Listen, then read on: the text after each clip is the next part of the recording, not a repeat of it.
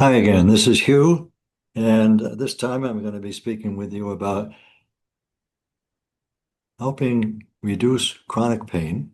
And this applies to any pain, but chronic pain is pain that we have for at least 6 months.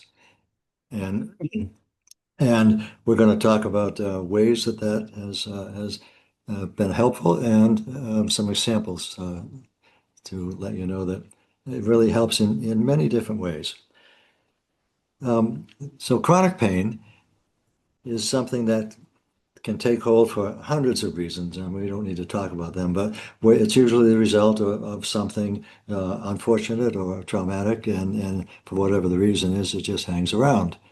And the reason probably is that something gets jostled in your subconscious mind that latches on to the chronic pain, and then it becomes a habit. So we want to find out how you can break that habit and reduce or even resolve chronic pain. And it's been interesting at times when I've been talking with a person about other issues that they want to work on, and they might just all of a sudden say, I have this pain that I've had for so a long time. Could you do anything with that? And one example of how easily it can be done is I was working with a paddleboard person who wanted to improve their performance, and we started talking about that, and then all of a sudden something flashed, and she said, and part of that is I've had this pain in my shoulder for 3 years, and nothing's been able to get rid of it.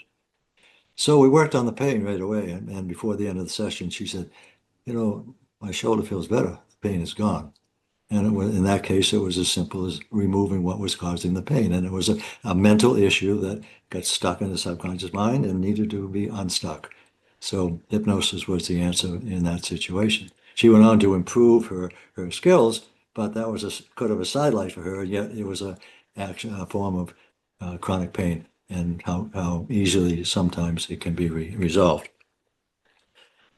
One of the many experts on chronic pain is his name is Bruce Lipton, and he's been studying what's called epigenetics for 50 years or so.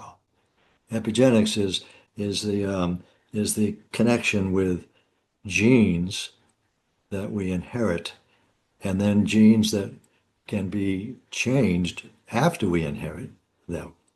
So the gene sequences, we're born with all these connections that determine who we are. Like you can't change eye color, you can't change, skin color and things like that. But all the emotional things that are a part of us can be changed. And Bruce Lipton, with his 50 years of research and his book, if you're really interested in this, The Biology of Belief, is just a fascinating book talking about that direction of how we can change our emotional genes. And he says that the mind is so powerful that it can contribute to and then release any symptoms that are uncomfortable within us. And he says that 95% of who we are and how we become, outside of the traditional gene sequence that we can't change, is caused by emotional factors within us. And that view is shared by a lot of other people. Louise Hay is another one. She's been an author with just a wonderful outlook and very uplifting. And you might want to pick up one of her books. You Can Heal Your Life.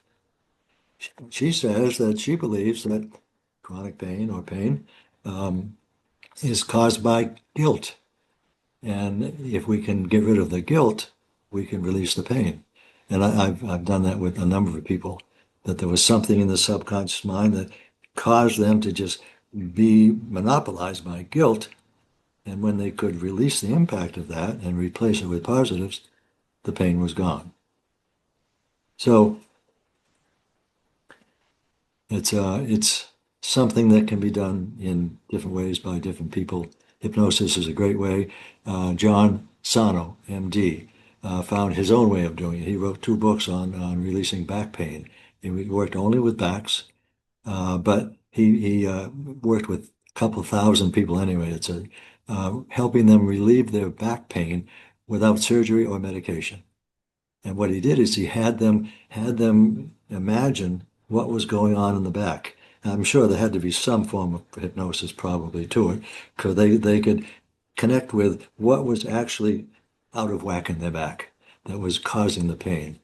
And then they could release the impact of whatever that was. So it's the way I do hypnosis, but he would do it. And I didn't read in his books whether he employed hypnosis technically, but I think it might have been a factor. So just another way of getting rid of chronic pain. So I'm going to talk about three examples of how people released chronic pain. Um, and these are different forms of pain. So the first one is depression. Now you might think depression, that's all in the mind, when you're not feeling good, you're feeling down.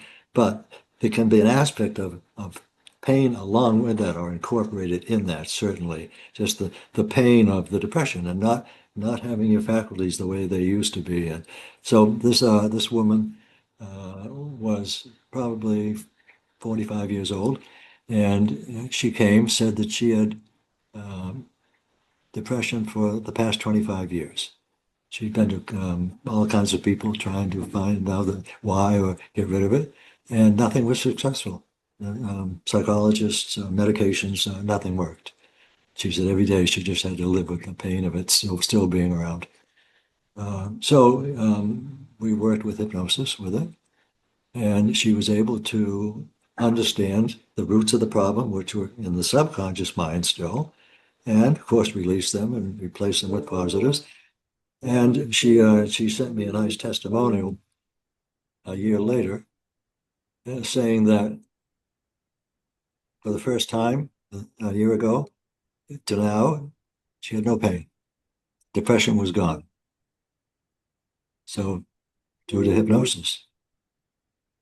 Another person, a 55-year-old woman, had what's called encopresis. I'd never heard of it before.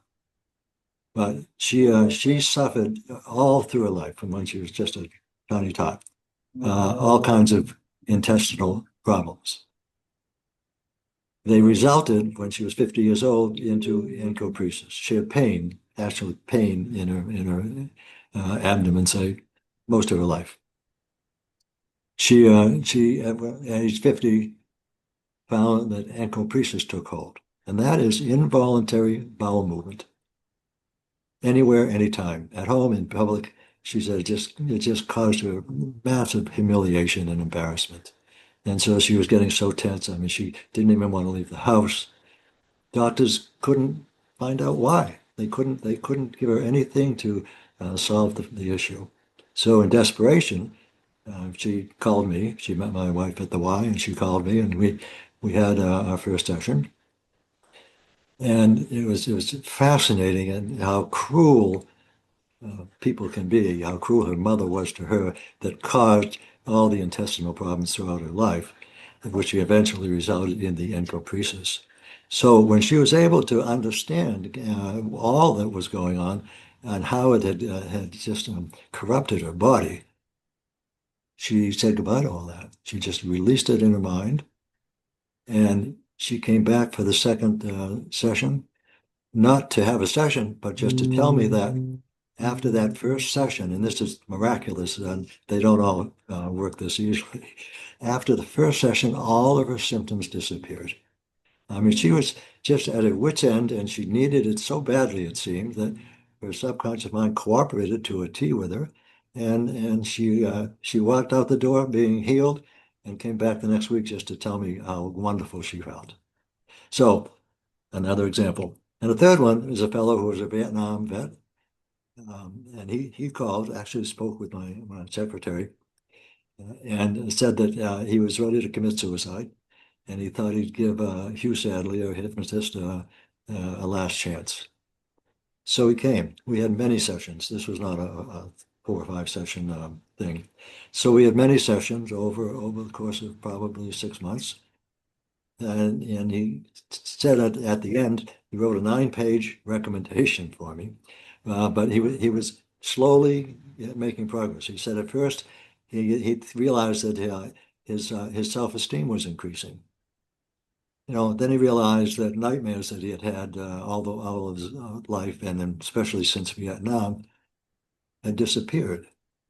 And he continued to make progress like that, always understanding the roots of the problem and releasing them by 4 hours of hypnosis and replacing them with positives and then reinforcing all that. And got to the point where he said, Hugh Sadlier told me that he could help me with my PTSD. And he said, I didn't believe that at first, but now I know it's true. And I can now say that my life is a grand adventure. So things like that, how can you expect that that could even happen? But it's all connected with the subconscious mind. So there we are, more examples for you to think about and check out in my book, The Healing Power of Hypnosis. It's there for your pleasure and enjoyment, and maybe even helping you make some changes in your life.